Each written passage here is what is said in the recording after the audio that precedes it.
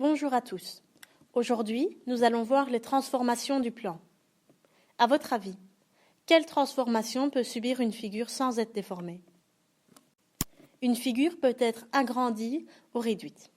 Dans ce cas, on obtient des figures semblables, proportionnelles, c'est-à-dire que chaque côté est agrandi ou réduit d'un même facteur et que chaque angle garde son amplitude de départ. C'est ce qu'on appelle une homothétie. Attention à bien comprendre ce qu'est une déformation, car ce n'est pas une homothétie. Ici, nous pourrions penser que la figure a été déformée, mais ce n'est pas le cas. Voici un exemple de déformation. Nous allons maintenant passer aux transformations du plan qui conservent les mesures. Une figure peut être déplacée tout en gardant les mêmes mesures. C'est ce qu'on appelle une isométrie. D'ailleurs, si on décompose le mot qui provient du grec, on obtient iso qui signifie égal, métrie qui provient de métron et qui signifie mesure.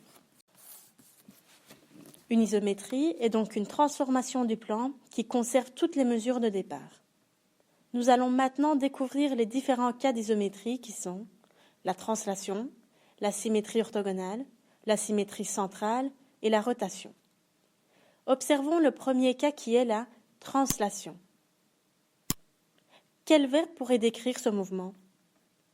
Glisser.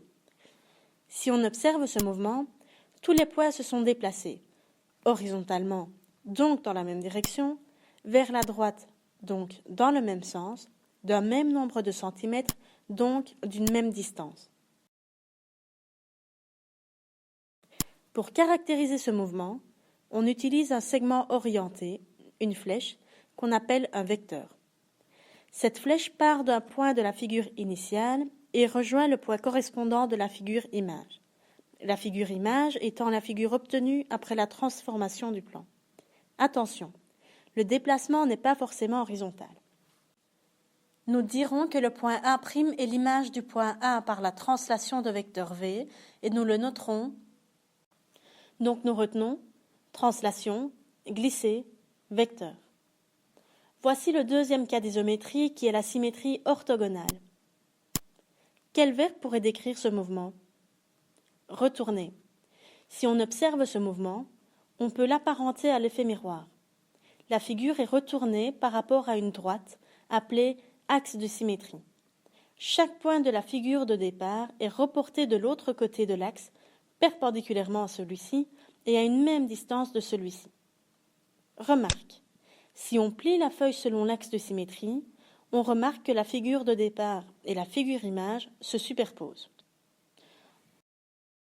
Nous dirons que le point A' est l'image du point A par la symétrie orthogonale d'axe D et nous le noterons. Donc nous retenons symétrie orthogonale, retourner, axe de symétrie. Voici le troisième cas d'isométrie qui est la symétrie centrale.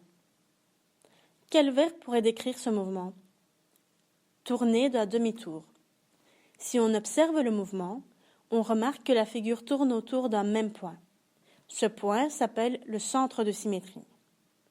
Si on relie le point de la figure initiale avec les points correspondants sur la figure image, on obtient alors une intersection qui est le centre de symétrie. Nous dirons que le point A' est l'image du point A par la symétrie centrale de centre O et nous le noterons. Donc nous retenons symétrie centrale, tournée d'un demi-tour, centre de symétrie. Passons au dernier cas qui est la rotation. Le quatrième et dernier cas de transformation du plan qui conserve les mesures est en lien avec la symétrie centrale. Vous allez tout de suite voir pourquoi. En effet, comme pour la symétrie centrale, ici la figure a tourné, mais pas d'un demi-tour. Observons le dessin suivant. La figure tourne autour du centre, qui s'appelle ici centre de rotation. La figure tourne de 60 degrés. Mais attention, les images obtenues ne sont pas au même endroit, même si nous avons tourné de 60 degrés pour les deux. Nous devons donc préciser le sens dans lequel nous allons tourner. Pour ce faire, nous disons que l'angle est d'amplitude négative lorsque nous tournons dans le sens des aiguilles d'une montre et est d'amplitude positive dans le cas inverse.